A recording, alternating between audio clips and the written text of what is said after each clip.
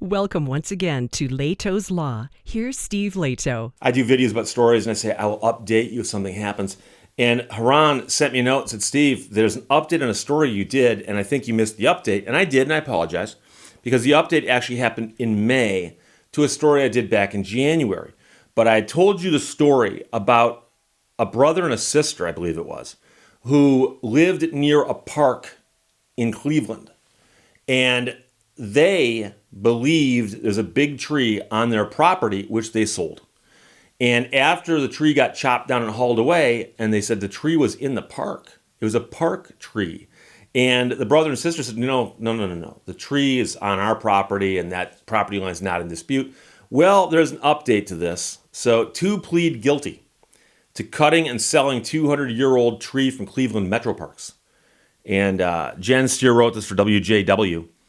A brother and sister pleaded guilty to cutting down and selling an over 200-year-old black walnut tree from the Cleveland Metro Parks Mill Stream Run Reservation. If those of you who are curious, the word run in this context means a stream.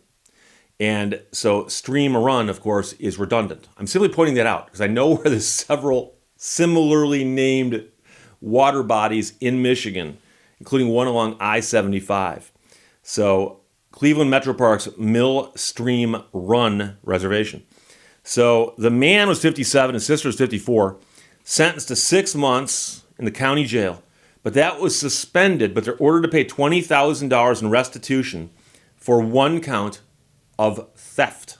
The forests of our emerald necklace are to be conserved for generations, says Jennifer Greiser, Cleveland Metro Parks Director of Natural Resources, in a news release.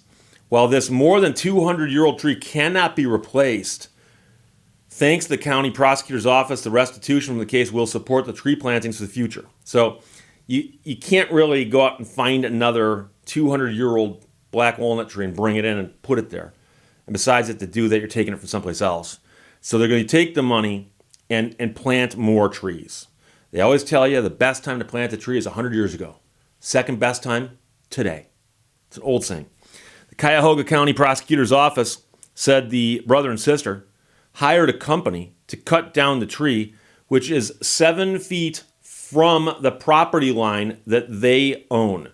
So it's 7 feet off. Meanwhile, the brother assured the company the tree was on his property and not the park's.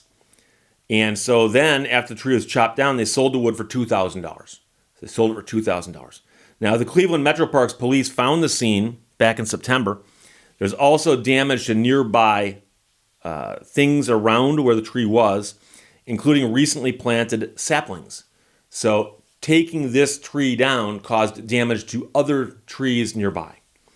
The estimated damage was worth more than $128,000. So they're not paying for all the damage that they tallied up here at $128,000, but they are going to pay $20,000 in restitution. And some people are going to say, Steve, what happens if they don't pay? Well, one thing that could happen is they could go to jail because they were sentenced to 6 months in jail. That was suspended.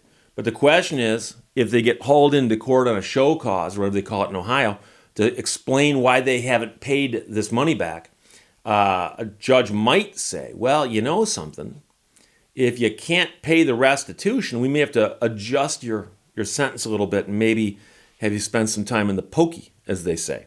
Now, I'm going to tell you that the issue really arose because this family owned this house and this property for a long period of time. And there was no bright dotted line showing where the property line was. But it is incumbent upon you, if you're going to start chopping down trees along your property line, if there's any question about it, you got to find out where your property line is. That is your job. And so for you to say, well, my family always thought that was our tree, because apparently I think that's what they said, something to that effect, that they'd always believed it to be on their property. Although there's also some debate about exactly what they knew.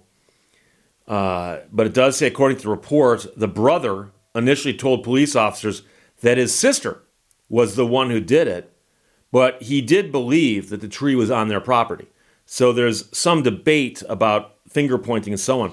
But one of the things that I did point out, and I'm pretty sure I mentioned this in the previous video, is that under Michigan law, and again, I'm not saying this applies to this case because this case took place in Ohio, but a lot of states have got laws on the books about this because this is a problem, as you can imagine, that crops up from time to time.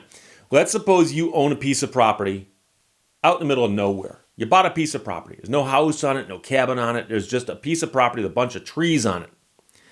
And somebody comes by and goes, look at those trees. I don't see anybody around. No one will miss it. And they start chopping down trees and they haul them off. So Michigan passed a law, it's MCL 629-19, that says specifically that if you chop down someone else's timber, you are liable for 3 times the damage, the value, whatever it might be, however you want to value the damages. So if it's simply the cost of the lumber, like you took the lumber and you sold it for $5,000, you can be sued for 15. But if you want to look at it the other way and say it's going to cost us $10,000 to replace those trees, well, you're on the hook for 30. Treble damages. And that is punitive on purpose. They want to discourage such behavior. So if you're going to go out and chop down a tree, make sure either that you own the tree so that you have permission to chop it down, or the person who does own the tree is giving you permission. So supposedly, according to one of these stories, and I saw a couple of them on this situation down in Ohio with a black walnut tree, the tree cutter shows up and recognizes there's a house with a family living in it, and there is a park, and there's this big, big tree. And the question, of course, would occur to anybody. Is it in the park or is it in the yard? There's no bright dotted line. And the guy goes, are you sure this is on your property? And the guy goes, yeah, it is. Or the sister did. Depends on who you asked and when. And now I am a little bit bothered by the fact that the guy who cut the tree down didn't confirm that. But it was 7 feet off, and I don't know exactly what that area looked like. It might very well look like the yard goes to here, and the park probably begins here. But it might look that way because the people here are mowing the lawn over onto the park side. Who knows? Who knows?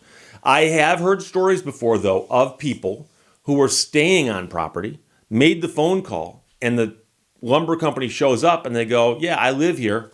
You can remove all this lumber and pay me for it. Person didn't actually own the property. They just did that. So the statute in Michigan, MCL 629-19, also says that if the person who cuts down the lumber has a good faith belief that they had the right to do so and can convince a jury or a court of that, then they're only on the hook for one-time damages, the actual damages. So let's suppose that someone's got a good faith belief that they have the right to chop these trees down, and chopping down those trees causes $10,000 in damages.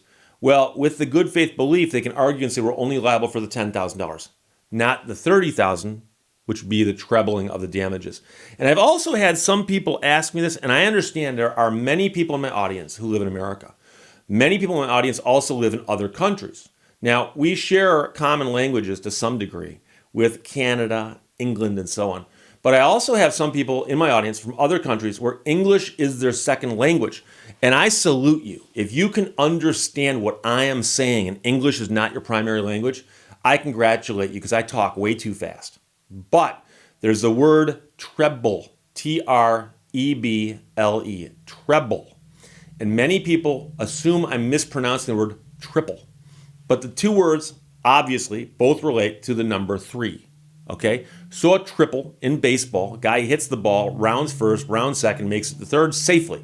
That's a triple.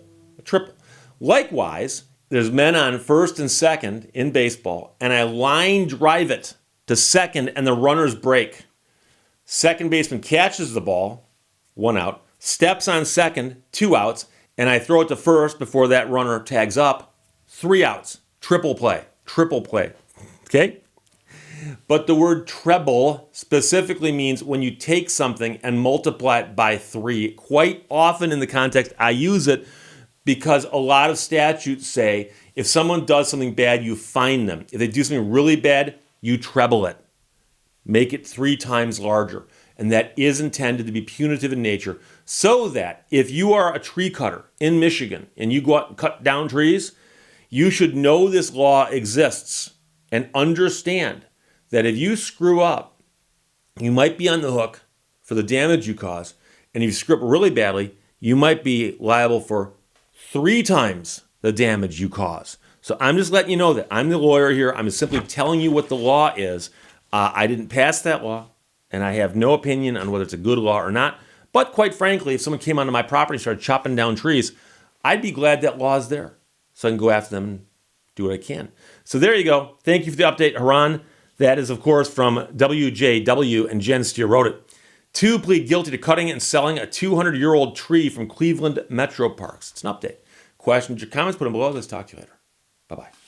Thank you for watching Lehto's Law. Guess what? I got a fever, and the only prescription is more cowbell.